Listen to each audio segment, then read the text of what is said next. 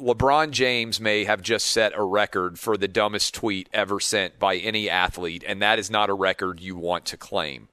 There was and is a incident that occurred in Columbus, Ohio, right after the Derek Chauvin verdict came down. There were two girls fighting. One girl was armed with a knife and attempting to stab the other girl. You can watch this on video. You don't have to take my word for it. The police were called. A police officer responded to the fight.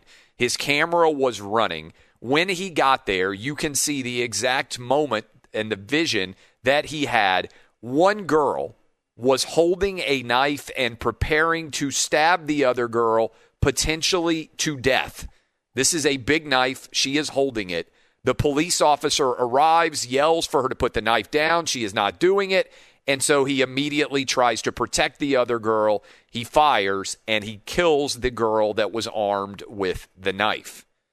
Almost immediately, the usual suspects who want to continually try to divide us, and unfortunately very many of those people are in the world of sports now, determined that the police officer who had shot the woman was at fault and that he should be held accountable. To the credit of the Columbus, Ohio Police Department and to the city government, they reviewed the footage from the police officer's camera, saw exactly what he saw, and immediately released it to the larger public. Twitter and social media in general, which does not wait for any of the facts to actually come out because it is an emotional-based medium where everybody decides what the narrative is before they actually consider what the facts are, immediately ran with the idea that this police officer's behavior had been unjustified. Riots were already in danger of taking place in the city of Columbus. The video comes out, and it seems to have, for the moment, forestalled things. People are starting to use their brains. Then, an athlete, LeBron James, who is known all too well for not using his brain for anything outside of the world of basketball, decides to get on Twitter, post a photograph of the police officer in Columbus, Ohio, says, "You're next," puts up a hourglass, and then says #accountability. Upon being destroyed on Twitter by people who are posting the video of the police officer having to protect the girl. By the way, it shouldn't matter, but the girl that he shot was black, and the girl that was trying to be protected was black by the police officer. And the police officer may well, probably even, saved the life of the girl that was about to be stabbed. And LeBron James says, basically, doxes this guy, who now, because LeBron James has 50 million followers, now this police officer cannot in any way have a normal life anymore because LeBron James has said that essentially he is a killer. LeBron later deletes the tweet, makes no mention of it whatsoever.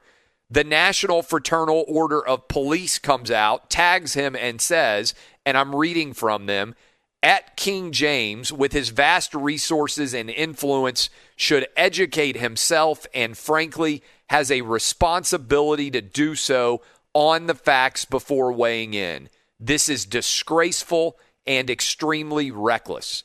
The officer saved a young girl's life.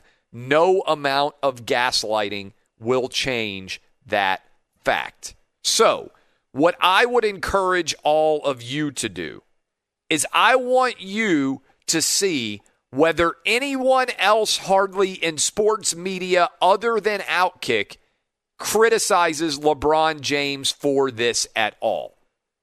There's all these ball washers, all of these ball cuddlers out there in the sports media that are desperate to curry favor with athletes. They don't speak truth to power. They are so concerned with what the athletes think of them that they don't even apply consistent logic. LeBron James should be ashamed of himself. He should be ridiculed to the high heavens for what he did. This shouldn't even just be a sports media story or a sports story. This should be a national story. LeBron James deleted the tweet, but he has said absolutely nothing about the stupidity that enabled it to be sent in the first place. In an honest and transparent and fair sports media, LeBron James would be crushed for this. But we don't live in that world. We live in a ball-coddling, ball-washing, athlete-worshiping universe where people in the media who are supposed to care about the truth and holding powerful people accountable are so desperate to be liked by the athletes that they cover that they won't even utter a word of criticism. That is one of many reasons why Outkick is dominating.